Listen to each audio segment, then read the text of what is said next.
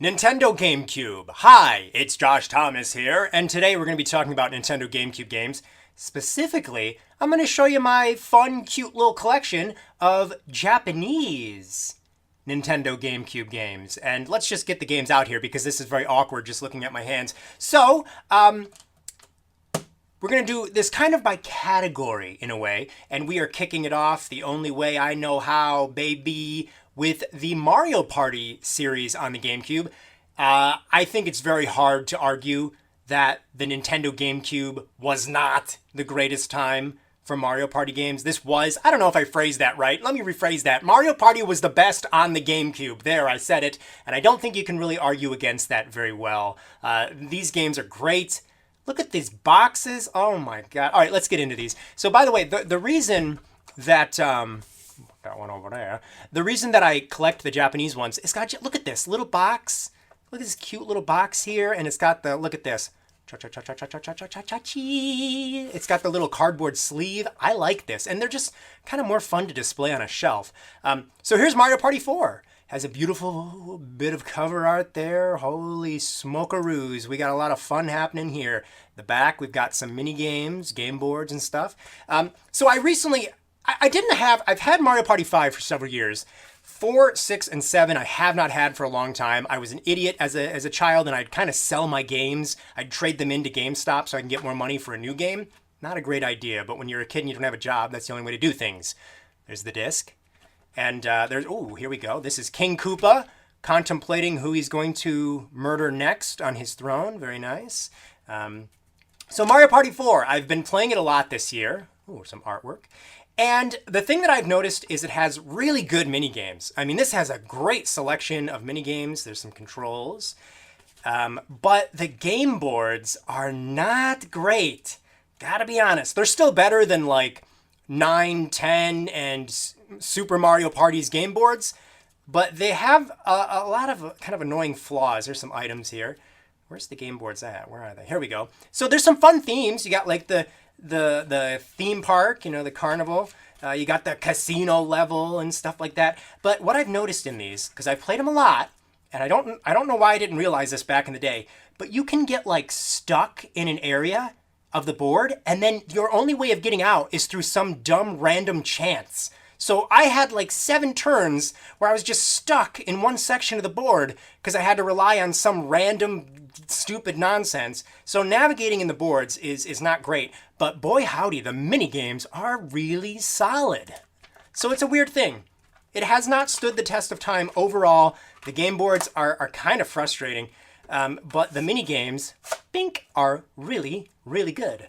Mario Party 5, in my opinion, is where they really kind of brought it all. I mean, this is like the first truly great Mario Party game. First of all, the cover, I mean, oh, mamma mia, we got all sorts of fun happening.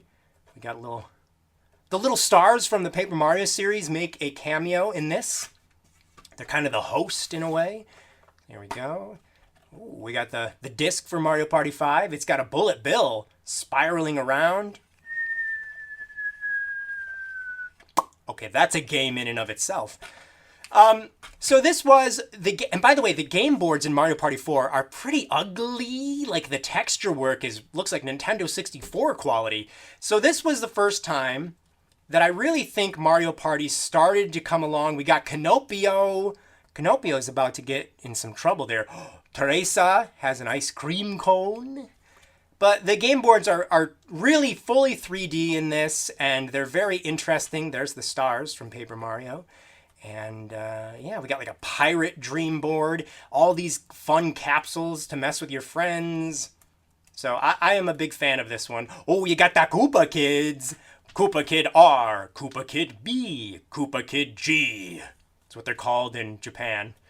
I don't know if they have a name in America. And they got all these like extra fun modes. I mean, look at these mini games are good too. Mario Party 5 is very good. I'd say even great.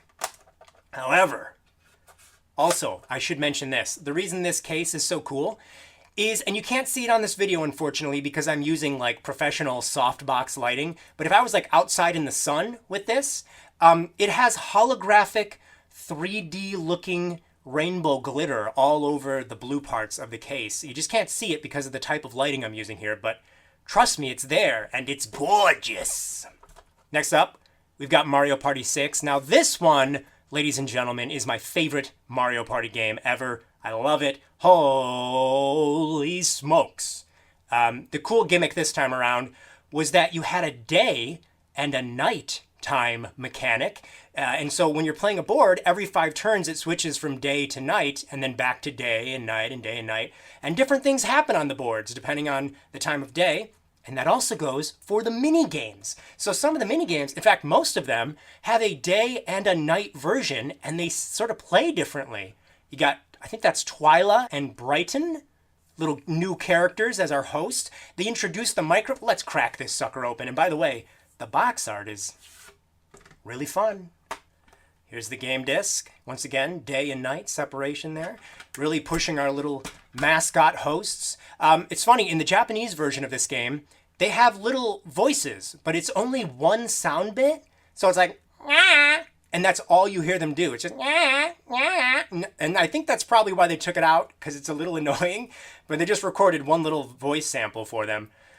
And I think in all the other versions, they don't have a voice, which, you know what? Probably for the better. So we got some cool renders, some really vibrant colors in here. How to play and all that. And these boards are great because look, you got the big tree or, running around on top of a tree, and it's got a night version. Professor Egad's Garage, got a little Christmas winter board. So you got the tropical board there too, and they all play differently. So this was also this is like a very ambitious Mario Party because you got a lot of modes. Where's Treetop Bingo? I need to mention, there's Treetop Bingo. Really fun extra mode. So, yeah, Mario Party 6 has a lot of stuff.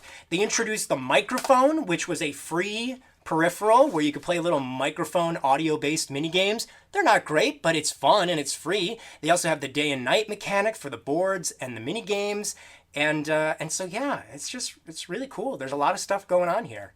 They even changed up the way boards play. This isn't a review, I gotta shut up, but like boards were not just go get the star, 20 coins, go get the star, but they had like themes going on. Anyways, I gotta stop. This isn't a review for Mario Party 6. This is Mario Party 7. This one's okay. By this time it was starting to get a little tiresome. I felt like this one is fine. The theme this time around is they're going on a cruise, like a global cruise. And so I find it annoying. Why are Mario and Luigi highlighted by a white glow, but then nothing else is? It's sort of a little weird. You got Birdo and Drybones as playable characters. This gimmick, the gimmick this time around was that you could play with more people. Can't remember how many. Oh, it's a globe. Oh, that's kind of a nice disc. I like that.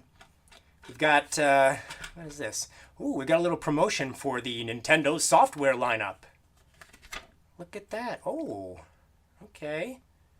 Wild World is coming out soon, guys. Mario and Luigi, rip in peace. What do we got on the back here? Oh my god. Hamtaro and Donkey Kong Country 3. Hey, Mario Strikers, the good version of Mario Strikers. Anyways, we're not talking about Club Nintendo. If you can travel back in time, you can use these codes and get yourself something cool. So Mario Party 7, it has some fun game boards, and it's not a bad game by any means. I just feel like it was some elements of it starting to feel a little stale.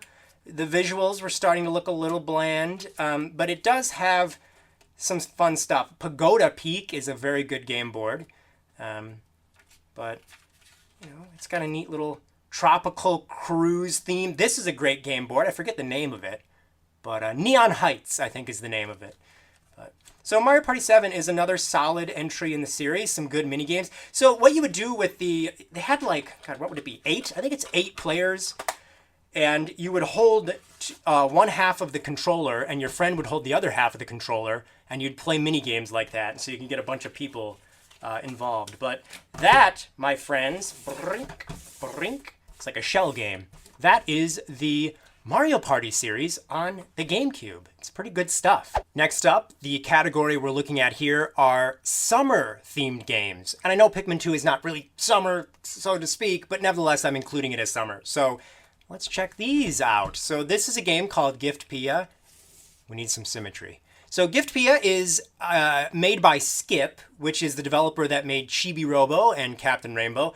I love this game. It's very summery, and it's just got a lot of personality. It's wacky. That is Paco, the main character. So Giftpia is about a little boy who, well, he wasn't a little boy. He was he had his coming of age ceremony in Japan. By the way, there's the disc. It's got a mushroom on it and some pretty interesting colors. Very like 1970s vibe with those colors. So Paco missed his coming of age ceremony because he slept through it.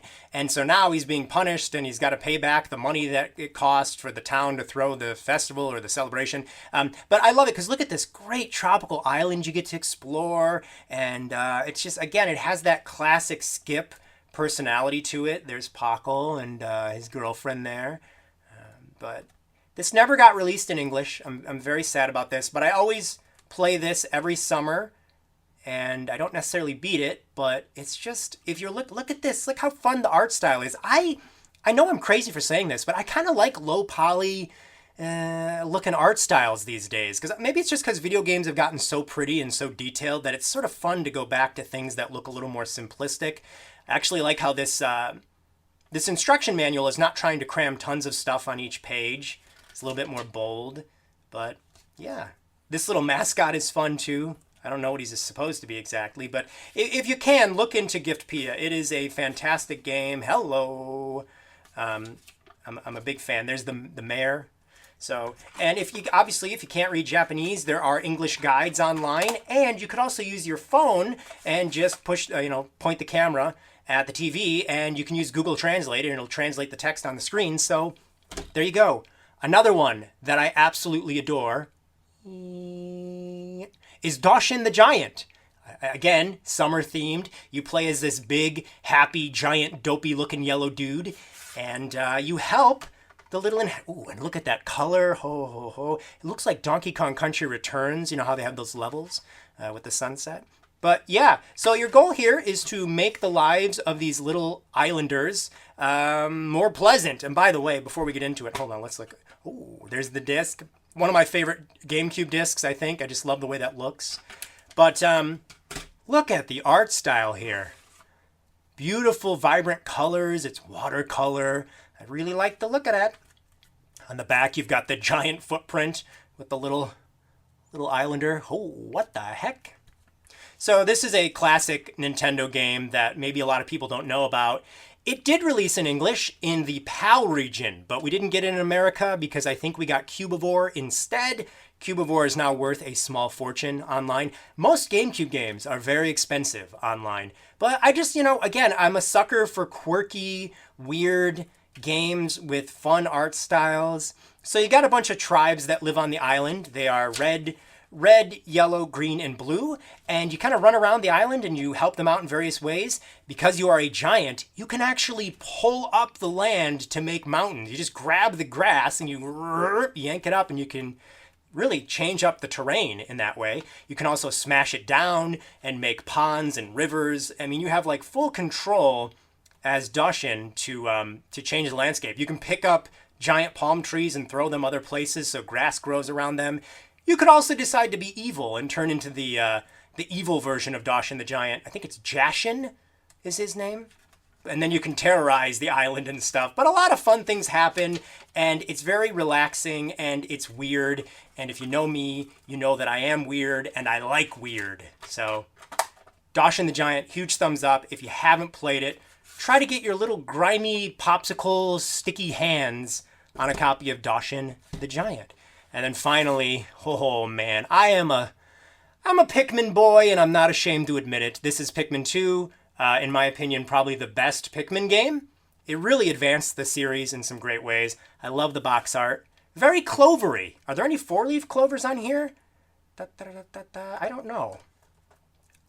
Little purple Pikmin. Little picture of Reggie on the side there. That's interesting. The back is really beautiful as well. So Pikmin 2 was all about collecting treasures that were based on real-life objects, like a Duracell battery and lipstick, or lip chapstick or whatever. We got the friends there. Here's the disc. It's got clovers, logo. So Pikmin 2 is I think Pikmin 2 is my favorite video game of all time. and it's just a beautiful game. They added so much to the series. I mean, this is such a giant leap forward from Pikmin 1. You had multiplayer with like a challenge mode as well as a battle mode. I really like the way this instructional booklet is designed. I do like how the promotional stuff was actual clay figures that an artist made. Little clay blue Pikmin there. But if you have not gotten into the Pikmin series, I just strongly suggest, yeah, like, again, we were talking about how I prefer collecting the Japanese games. The manuals are just like more artistically made. Like, look at this for the colors. Really, really great. So Pikmin 2, just love it. It really pushed the characters' backstories as well. There's the president with Olimar and Louis. So we got to learn more about, Olimar's home and his family and his job. And we learned about some new Pikmin with the purple and white Pikmin. It's just, I have an English version of this as well, but I have lost it. I don't know where it is. But so those are some really good games that I always play in the summertime on Nintendo GameCube. Our next category is miscellaneous. I don't know. These don't really fit into any category with my other games. So first up, I have not owned this game in over a decade. It's been a long time since I've had access to Super Smash Bros. Melee. But I am very excited. I got this just the other day with Pikmin 2 and a couple other Japanese GameCube games. So I'm very excited to play this again. Beautiful box art. I like the sepia tone going on there with the logo. Very well balanced. A lot of contrast and then some color.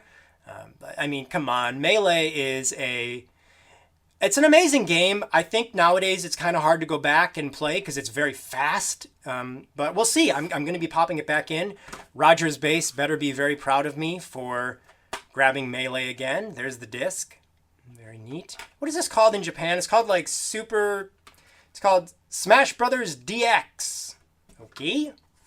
So, yeah, I mean, Melee is just like, it's one of those sequels where they advanced things so drastically. I mean, you compare this to the N64 game. I love that instructional booklet. It's just a huge leap forward. Characters and the stages and the modes. I really miss collecting the 3D trophies. I wish they would have kept that in. But, yeah. Showing all the different characters. So, very happy to own Melee again. And very excited to play through it and unlock everything. I think the last time I owned it was like 2013 or something, and this game is worth a small fortune in English on eBay. But then this is Dobutsu no Mori E+. This is the e-reader version of Animal Crossing on the GameCube. So in case you don't know, in Japan they have two versions, by the way. The box art is kind of interesting. Definitely very different from what we would expect from an Animal Crossing box art. The little gnome that comes out of the wishing well. So yeah, this time around, I love the blocky character art. Something about that I still find so appealing. So they got oh, okay. I was actually looking for where my memory card was for this. And I was like, what the heck did I do with it? I very cleverly put it in the little memory card thing in the case. It looks a little dirty, but let's ignore that. So this is the disc. It's got little character icons circling around it and a gyroid and stuff. But this version, so in Japan, there's two versions of Animal Crossing on the GameCube. One is like a port, I think, of the N64 game. And then this one added tons of stuff to it. And what happened was when it was translated by Nintendo of America, in Japan, they were like kind of envious of it. They thought, wow, this is so much better than the version we released in Japan. Your writing and your humor is much better with the stuff you guys translated. You added all these items and things. So we're going to make another version for Japan, and they added in even more to this version. So there's a bunch of new fish and insects. There's a bunch of new items. There's some new holidays. And yeah, there's just a lot more stuff that they added in here. You can even take photos and save them on an SD card. And this was like the year 2003. So that was really advanced. But so yeah, those are a couple miscellaneous GameCube games. They don't really match together, but I didn't know what collection to put them in. So here are some spin-off Mario games. That's the theme here. We've got Wario World, Luigi's Mansion, and oh baby, Paper Mario RPG, also known as Paper Mario: The Thousand Year Door. So first up, let's check out Wario World, an often forgot about video game, but Not a great game, like a 7 out of 10. Really unique though. I mean, it's worth having in your collection. I do enjoy it, but it does have some like flaws, and it's not particularly jaw-droppingly amazing, but it is not without its charm. I love that the case, as you can see, is very gold themed. Look at this. Powerful Wario game 2004. That's all you need to know about it. It's a powerful Wario game. I don't know where they were going with that, but I love it. I wish that was on the English version. Did we look at the back? The back's just some screenshots. So here's the disc. Very powerful and 2004-y. Oh man, this, I don't think I've looked at this instructional booklet. So there it is. Wario in pure orgasmic bliss, surrounded by wealth. Got Wario's head there. So this game has a lot of personality to it. Wario's personality is on display at full force in this game. I want to play this now. I got to do a video about this. I'm going to do a video about a lot of these things. So Wario just beats the living shit out of the enemies. It's like, it's kind of like a classic beat 'em up style game. And the levels are designed sort of like 3D World, but it's just got a lot of weirdness going on. I mean, there's a sort of a boar in a Speedo. I don't know what this character is. You got a little, I mean, I can't even explain it. Look, you got shit, just piles of shit to write your notes down. What more could you want? Look at Wario. He's demonic, and I'm here for it. So yeah, Wario World. We need a sequel to Wario World. It was made by some random developer that I don't even know if they exist anymore. This was not made by Nintendo. And then, of course, Mario. This is Luigi's Mansion. Also, where is it? Here we go. This is Luigi's Mansion. So the English version kind of has a better box art. There's more detail. But at the same time, I can sort of appreciate the simplicity of all black with Luigi. And I gotta say, this game is from 2001. It was a launch GameCube game. And so I just got this one yesterday as well. I bought like 4 of them and they came yesterday. But considering its age, this is in really good condition. I want to keep that. You know, usually they'd have more wear to them. So here's the game disc, very similar to the American game disc, or probably the game disc from around the world. And we've got the little welcome sign. But this is one of my favorite games ever. I play it every Halloween season. And none of the sequels are anywhere near as good as the original. They just did not capture the vibe. They ruined some of the gameplay elements. I'm not a fan of any of the sequels. They don't need to exist. This is all you need. The original Luigi's Mansion for the Nintendo GameCube. And that's not nostalgia talking. That is fact talking. And then next up, holy smokes! Paper Mario, The Thousand Year Door, or Paper Mario RPG. By the way, look at the Japanese logo. I love that, the way it's like a little pop-up diorama. I mean, this is a perfect example of the Japanese box art being way better than what we got in the rest of the world. It looks like the whole like theater stage setup for when you're battling, and it also is designed to look like a book. See, you got like the little pages on the side. This game is just, I'm sorry, I know there might be some people out there that get annoyed with how often, millennials go on about the Thousand Year Door, but it's very much justified, believe me. This game is great. So, it's currently in my Japanese Wii. I'm playing it right now. I probably should have thought of that, but nevertheless, it looks like a disc. Club Nintendo points. And let's take a really quick little look at the pamphlet here, the booklet. But man, this I'm just past the first chapter, and it's just so good. This game is so expensive to buy in English. I do not have it in English anymore, and I was like, I'll just buy the Japanese version because I already know what the characters are saying and everything, and I kind of like having the Japanese version simply because it has such a cool, little box, cool artwork. So yeah, these are my sort of my collection of the Mario spin-off games. Each one of these pretty darn good. Even though, like I said, Wario World is not amazing, but it is quite charming. And if you go into it not expecting it to be amazing, I think you're really going to enjoy it.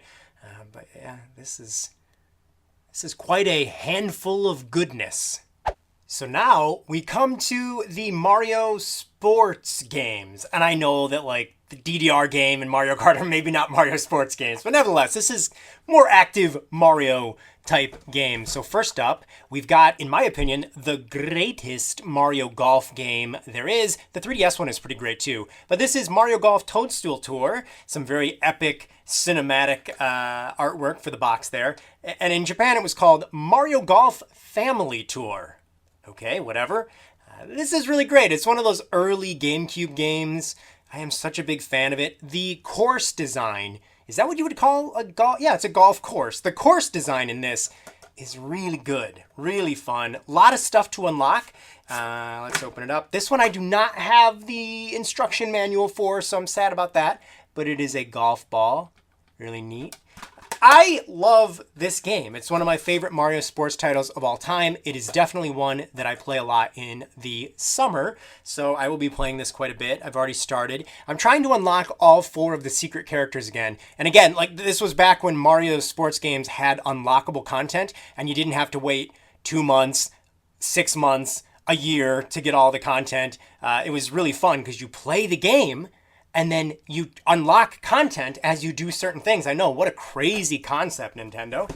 Next up, one of my favorite Mario sports games of all time as well. This is Mario Baseball for Nintendo GameCube. This is the very first Mario Baseball game. In Japan, it was called Super Mario Stadium. My voice just... Hold on, let's try that again. Super Mario Stadium, Medical Baseball. Woohoo! There we go, that was a little bit better. But this is, I do like the Wii game a little bit more, because the Wii game is everything this is, and then more, so that's pretty great. The box art is okay. It's got a kind of a weird logo there. The back of the box shows some of the stadiums, the crazy power-up moves that Mario and friends can do.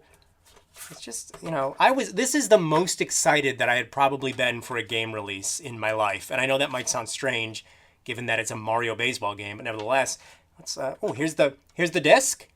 It looks like a baseball. This came out in 2005. It's made by Namco. Namco is a great developer. I especially love when they work with Nintendo. What do we got in here? Just controls. There is so much strategy in this game, and yet at the same time, it manages to be very user-friendly. Got some of the stadiums, the Beach Mario Stadium, that's a more default one. We got Wario's Desert, we got Yoshi's Park, Donkey Kong Jungle. It also has a really cool story mode. There it is. The Wii one is an even more expanded story mode. And a lot of fun mini games. This was back when Mario sports titles seemed like they were being made with care and love. But yeah, I gotta play this again. Toy Field is a mode in this game that is so fun. I'm a huge Mario fan. It's my favorite Mario sports franchise. And I hope to get one again on the next system. I don't really want one on the Switch because they don't know how to finish games on the Switch.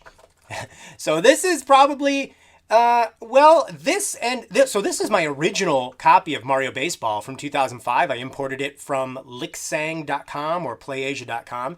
And so that's a very old copy of the game that I didn't buy that on eBay. This is another one that I bought around the same time. I think both these games came out in the summer of 2005. This is Dance Dance Revolution with Mario. It's kind of a weird thing that this happened, that Mario has a DDR game. I still have the dance mat and everything, but I like this. What a fun novelty. There's the disc. Quick look at that. Stuff about the dance pads, whatever. Let's see what the instruction booklet is like for this. Mario and Luigi looking like straight up gangsters. Yeah, this is a short game. It's probably easier than the average DDR game. It does have a, kind of a hard difficulty, but I think if you're like a big DDR fan, I think a lot of people were saying this was kind of easier. But it's got mini games. It's got some great remixes of Mario music. I am a very big fan of Mario music remixes, so it's fun. Maybe I'll have to make a video about this someday. By the way, my very first video review ever was for this game in the year 2005, which is kind of strange to think about. Of course, my favorite... Hold on. There we go. I'm like a giraffe. I'm always thinking about the shot, the composition. So this is my favorite Mario Kart game ever. It's tied with Mario Kart 8 Deluxe, if I'm being honest, but this is the most clever Mario Kart experience. Double Dash is great. You got Mario and Luigi in the same car. It's just, it's so clever. So many good ideas. The box is a little simple in Japan, but, gets the job done. Some Very good colors on here. Look at all just like the wacky characters. I feel like they haven't really captured the essence of the characters' personalities in future installments. The game disc is very similar to the American one. And then we've got, Lakitu on the back. Kind of a neat little design going on there. But yeah, it just has so many clever ideas with the 2 characters per cart, and characters have their own items that only they can get. Like Mario and Luigi can get fireballs, Birdo and Yoshi can get eggs, and I think the carts are more interesting back in this game too, because they seem like they're very specifically designed for the characters. So yeah, I love Mario Kart Double Dash. Good nostalgia. The battle mode is okay. It's not as good as I would have liked it. I wish there were more stages and probably a little bit bigger. But Double Dash, I feel like they haven't been as creative since. But I am ashamed to say I did not have this in English anymore, and so I'm very happy to have the Japanese version of the game. So there is some of the Mario sports-like type games for Nintendo GameCube. And then very quickly, I wanted to show some of my American games. This is Luigi's Mansion. I have Wave Race, Blue Storm. I miss the Wave Race game. Well, I don't miss them because I can still play them, but it'd be really neat if Nintendo made a new Wave Race game. I'm going to be playing that a lot this summer. I have Beautiful Joe 2, but for some reason, I don't have Beautiful Joe 1. Hello, whoa. But I haven't really played much of this game. I need to play this. This seems really cool, right up my alley. Universal Studios has their own GameCube game. It's quite frankly terrible, but I love the fact that this exists. It's got Jaws, Back to the Future, all sorts of weird stuff, E.T. It's not great, but it's a fun novelty.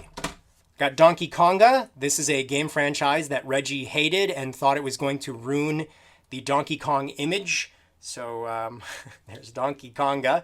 I do have the bongos for this. Donkey Konga, Donkey Konga. Some decent remixes of Nintendo music in there, but not nearly enough. And then one of my favorite Zelda games of all time, The Legend of Zelda 4 Swords Adventures. Playing this with 4 people, 3 other friends. Everybody has their Game Boy Advance, and you're working together and you're playing through it.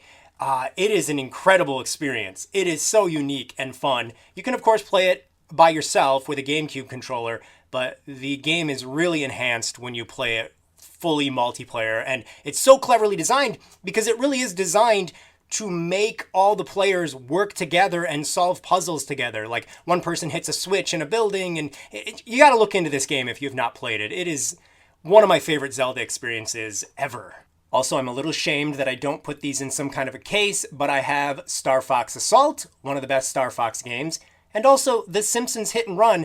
This is a copy that doesn't work. The version that I have that works is in its case in my Halloween storage.